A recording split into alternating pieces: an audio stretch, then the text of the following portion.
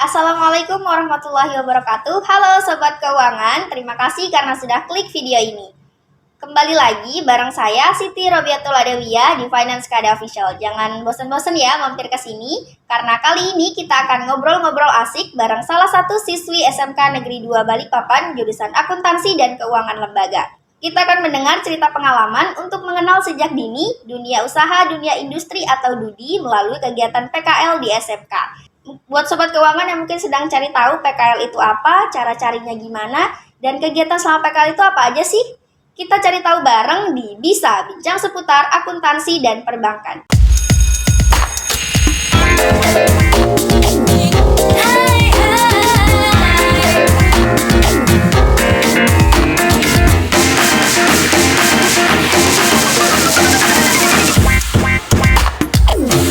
Nah, Sobat Keuangan, kita sudah bareng sama Kak Marianti dari kelas 12 AKL 3, di mana Kak Marianti ini yang nantinya bakal cerita pengalaman PKL-nya di kelas 11 kemarin. Sebelum kita tanya-tanya lebih jauh, kita sapa dulu Kak Mariantinya. Halo Kak Marianti, selamat pagi. Gimana kabarnya hari ini? Halo, selamat pagi. Alhamdulillah baik kabarnya. Kalau Siti sendiri gimana kabarnya? Alhamdulillah, sehat. Terima kasih. Nah, Kak, ini kita kan hari ini mau ngobrol-ngobrol tentang PKL atau magang. Kak, nah untuk pertanyaan pertama ini Kak, kemarin Kak Marianti ini PKL di mana sih Kak? Kemarin saya PKL di DP3 AKB. DP3 AKB. Saya baru dengar tuh. Apa tuh Kak DP3 AKB? Oke, kalau DP3 AKB ini adalah suatu instansi pemerintahan. Kepanjangannya adalah Dinas Pemberdayaan Perempuan, Perlindungan Anak, dan Keluarga Berencana. Dinas Perlindungan Anak, Perempuan, dan Keluarga Berencana. Oh, magang di DP3 AKB ini rekomendasi dari sekolah atau cari sendiri nih Kak?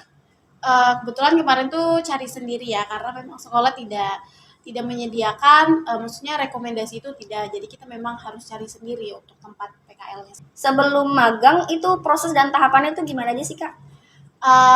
Kebetulan kemarin pada saat saya magang itu, saat saya PKL masih pandemi dan prosesnya tentu sangat berbeda setelah pandemi ataupun sebelum pandemi. Saya juga nanya-nanya ke kakak kelas gimana sih proses-proses yang harus kita laluin ya ibaratnya sebelum kita itu berangkat untuk PKL untuk prakrin tersebut. Dan emang dari sekolah itu ada namanya pembekalan bahasa di ISKAD itu pembekalan PKL sebelum kita mengajukan surat permohonan gitu. Tapi itu kita udah fix tuh keterima di tempat prakrin tersebut karena kita ikut pembekalan ya.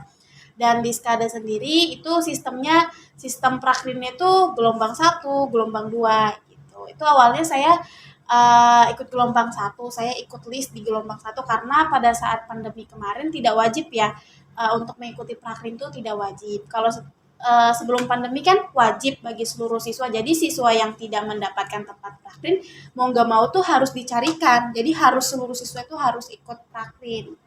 Cuman karena kemarin pandemi, jadi tidak diwajibkan bagi yang mau aja. Dan saya tidak mau melewatkan kesempatan pengalaman yang mungkin kita langsung bisa terjun langsung sejak dini ke dunia usaha itu kan pengalaman yang besar banget ya. Nggak mungkin saya lewatkan gitu. Dan saya pun ikut di gelombang pertama. Tapi karena ada lain hal, ibaratnya ditolak sama tempat instansi ini. Tapi nggak apa-apa, itu kegagalan pertama saya tuh saat mengikuti prakrin. Setelah kegagalan pertama itu, karena kebetulan pada saat itu saya gagal ya di gelombang pertama, tapi saya dikasih tuh ibaratnya pengganti kegagalan itu, saya bisa ikut lomba Duta Genre Kota Balikpapan. Wah, kalau saya prakrin jadi di gelombang 1, saya nggak ikut lomba itu. Itu sih, jadi ibaratnya gimana ya, kegagalan itu tetap ada penggantinya gitu. Itu yang buat saya tetap bersemangat untuk mengikuti prakrin. Jadi walaupun di gelombang pertama sempat ditolak, ada hikmahnya ya kakak jadi ikut lomba Duta Genre. Dan dari Duta Genre ini ya kakak nemuin tempat magang ini dari Duta Genre ceritanya? Dari Duta Genre. Untuk adaptasi, kakak kemarin ini susah nggak sih adaptasi di tempat PKL kakak kan tempatnya baru, apalagi ini lembaga instansi pemerintahan. Kakak gimana adaptasinya? Kalau untuk adaptasi sendiri itu tergantung diri sendiri ya. Maksudnya kepribadian kita tuh gimana sih di luar kita prakrin tersebut gimana. Kalau kepribadian kita emang ibaratnya apa ya bahasanya introvert ya, introvert ya pasti mungkin agak sedikit lebih susah gitu. Cuman kalau saya pribadi karena sebelum saya prakrin tuh saya juga sudah mengikuti ibaratnya udah aktif di program-program sekolah, aktif di organisasi. Jadi untuk beradaptasi dengan lingkungan baru tuh nggak susah-susah banget gitu. Dan kebetulan juga orang-orang di situ tuh ada sebagian besar yang sudah saya kenal di dinas tersebut. Jadi nggak terhalang terlalu susah ya buat beradaptasi. Dan juga tempat yang saya ditempatkan di bidang dinas itu adalah tempat yang memang orang-orangnya itu ibaratnya welcome ya kepada siswa-siswa magang gitu. Walaupun ibu-ibu ya isinya karena emang sudah berkeluarga semua pekerja-pekerja di situ gitu. Tapi dia welcome dan ibaratnya terbuka buat siswa-siswa magang. Jadi itu yang lebih memudahkan sebenarnya kepribadian kita bagaimana di luar prakrin tersebut dan instansinya tuh gimana sih welcome atau enggaknya. Jadi kakak selama prakerin ini walaupun di tempat baru enjoy aja ya kak Iya, ya karena sebelum-sebelumnya juga punya pengalaman untuk organisasi dan ikut aktif kegiatan sekolah. Nah, Iya, itu dia salah satu keuntungannya ya kita jadi mudah adaptasi di tempat baru. Nah, kakak kemarin kegiatan PKL-nya ngapain aja sih kak di DP3 AKB ini? Kalau untuk kegiatannya sebenarnya nggak jauh-jauh beda ya. Namanya dinas tuh pasti mengurus kearsipan dan lain sebagainya. Cuman yang lebih membedakan mungkin dari dinas-dinas lainnya, kalau dinas DP3 AKB sendiri ini dia banyak melakukan sosialisasi langsung ke masyarakat. Di mana objeknya itu ya adalah keluarga, anak-anak. Nah, itu yang mungkin membedakan dan itu pengalaman yang benar-benar saya dapat tuh kalau saya nggak praktik di situ saya nggak bakal dapet sih pasti Pak. Tapi untuk selebihnya tentang surat menyurat dan lain sebagainya hal-hal umum sih mengenai administrasi. Nah kak, ini kan kakak kemarin PKL-nya bisa dibilang bukan di tempat yang biasanya jadi target anak keuangan magang ya. Tapi pasti mau di instansi apapun keuangan itu pasti ada. Jadi kemarin kakak kegiatan keuangannya ngapain aja sih kak selama di tempat PKL? Bener banget nih ya Teh Siti. Jadi memang ya semua instansi itu nggak mungkin nggak punya badan keuangan, bidang Iya, keuangan tuh budgeting nggak ya. mungkin banget. Jadi pasti tetap karena tempat saya magang tuh juga tahu saya ini adalah siswa akuntansi yang memang jurusannya ya keuangan. Tetap mereka memberikan tugas mengenai keuangan karena kan kita ada jurnal ya yang harus kita isi setiap harinya dan harus kita laporkan setiap minggunya ke sekolah. Kalau saya saat itu tuh diberikan tugas membuat laporan keuangan di bidang saya itu. Tentunya laporan keuangannya berbeda ya yang diajarkan di sekolah karena setiap instansi itu kan punya ibaratnya punya basic sendiri dia laporan itu seperti apa dan itu laporan keuangan untuk pemerintahan jelas karena kan saya di instansi pemerintahan. Dan itu juga menjadi salah satu alasan saya kenapa saya di SMK itu memilih jurusan akuntansi. Kalau saya dulu sebelum masuk SMK itu mencari pekerjaan ketika saya adalah lulusan jurusan akuntansi itu pasti jauh lebih mudah karena instansi mana sih yang nggak butuh tenaga keuangan, tenaga finance ya ada kan betul, gitu. betul. Itu sih yang jadi alasan. Saya juga masuk jurusan akuntansi salah satunya juga karena itu karena mau lembaga apapun pasti butuh budgeting atau finance-nya. Nah kak, tadi kan kakak udah sedikit jelasin kalau kegiatan kakak selama PKL kemarin itu lebih banyak sosialisasi langsung ke masyarakat. Pengalaman berkesan apa sih kak kemarin yang kakak dapetin selama PKL? Kalau kemarin tuh saya kan tadi sudah bilang ya mengenai sosialisasi langsung ke masyarakat. Di mana hal-hal ini memang belum pernah saya dapatkan walaupun saya aktif organisasi dan lain sebagainya yang mungkin mengikuti sosialisasi itu udah sering gitu. Tapi ini saya yang menyampaikan sosialisasi itu, saya yang mengurus ibaratnya kepanitiaan ya dalam sosialisasi itu. Nah, kalau sosialisasi langsung kepada anak-anak ya mungkin pernah lah kan apalagi seusia sebaya itu udah pernah saya lakukan gitu tapi ini langsung ke masyarakat yang objeknya adalah keluarga gitu. Dimana kita menjelaskan keluarga berencana itu apa sih sedangkan saya ini belum menikah gitu jadi itu pengalaman baru iya itu pengalaman yang benar-benar gimana saya mau jelasin sedangkan saya belum ngalamin hal itu saya belum punya keluarga, saya belum berkeluarga, ibaratnya gitu ya. Tapi ya mau nggak mau saya harus bisa gitu, karena ya itu tujuannya kita melakukan prakrin dimanapun itu, yaitu poinnya ya kita harus bisa menyesuaikan diri di apapun tugas kita, apapun yang harus kita kerjakan gitu.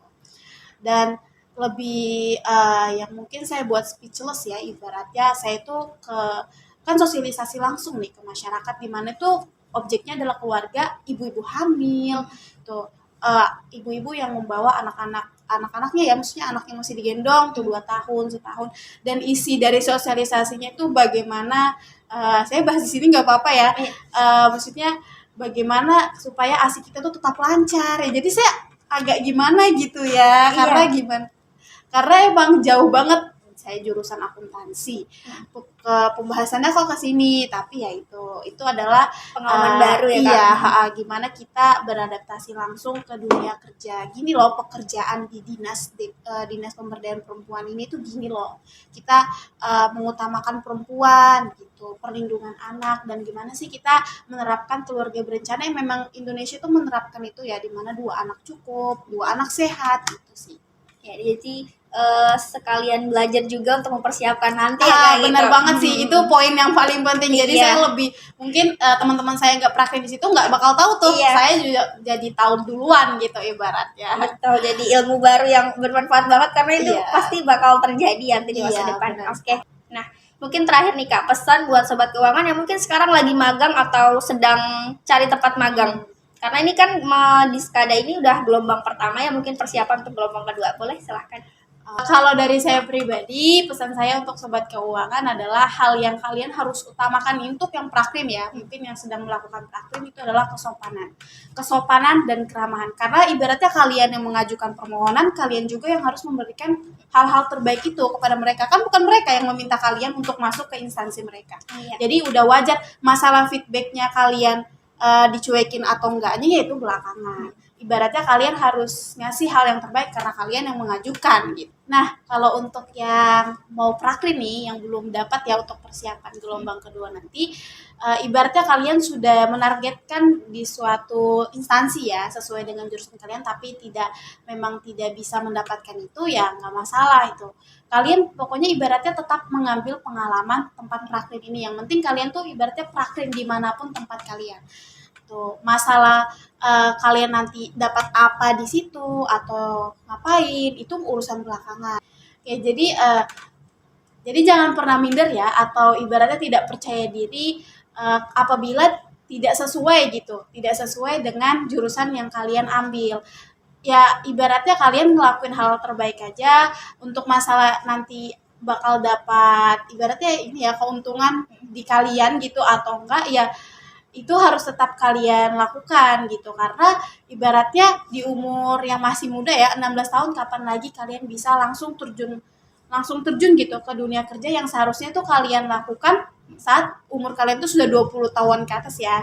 Nah itu yang benar-benar yang harus kalian perhatikan gitu. Jangan kalau Dimanfaatkan urusan dengan baik ya kesempatannya. dimanfaatkan, benar banget. Kalau untuk masalah jurusan sesuai atau tidaknya itu masalah belakangan sih. Karena mau instansi apapun, misalnya tahu jurusan kita akuntansi, pasti nanti Iya, dikasih jobnya gitu ya. benar. Pasti bakal Mungkin dikasih. nggak banyak, tapi jangan pesimis dulu. Nanti pasti ada bagiannya untuk, karena sadar juga instansinya, karena kita kan juga punya jurnal, nanti pasti dikasih arahan untuk ngerjain sesuatu yang berbau dengan akuntansi. Iya. Terima kasih Kak Marianti cerita pengalamannya. Seru banget Sobat Keuangan ngomongin soal dunia usaha dan dunia industri. Karena PKL ini kan kesempatannya sekali aja dalam 3 tahun kita sekolah di SMK. Mungkin nanti kita bakal buat part keduanya. Ini bakal jadi bagian pertama, jadi tungguin ya part keduanya. Nah, Sobat Keuangan, itu dia cerita pengalaman dari salah satu siswi SMK Negeri 2 Balikpapan, yaitu Kak Marianti, yang kemarin PKL di DP 3 AKB. Nah, buat Sobat Keuangan yang mungkin sekarang lagi prakerin atau nanti di gelombang kedua, jangan kaget kalau misalnya nanti dapat tugas yang mungkin nggak dipelajarin di pelajaran akuntansi di sekolah. Karena mindset kita adalah untuk mengenal sejak dini dunia usaha dan dunia industri, gimana kita praktek langsung. Seperti yang udah Kak Marianti bilang, kapan lagi di umur 16 tahun kita udah bisa jadi bagian dari instansi ataupun lembaga pemerintahan ataupun lembaga yang lain. Jadi jadikan ini pengalaman yang baru, jangan sampai sia-sia kesempatannya. Nah itu dia Sobat Keuangan, cerita kita untuk mengenal dunia usaha dan dunia industri sejak dini. Karena ini seru banget, jadi jangan lupa nantikan video part keduanya. Nah Sobat Keuangan, kalau kalian ngerasa terbantu banget sama video ini, jangan lupa di like, di komen, dibagikan juga ke teman-teman yang lain. Yang belum gabung, jangan lupa subscribe, aktifin juga lonceng notifikasinya supaya kalian gak ketinggalan sama video terbaru dari kami. Saya Siti Robiatul Adawiyah dan juga Kak Marianti, narasumber kita hari ini, pamit undur diri. Terima kasih. Wassalamualaikum warahmatullahi wabarakatuh. Dadah Sobat Thank you. Keuangan, sampai ketemu di podcast selanjutnya.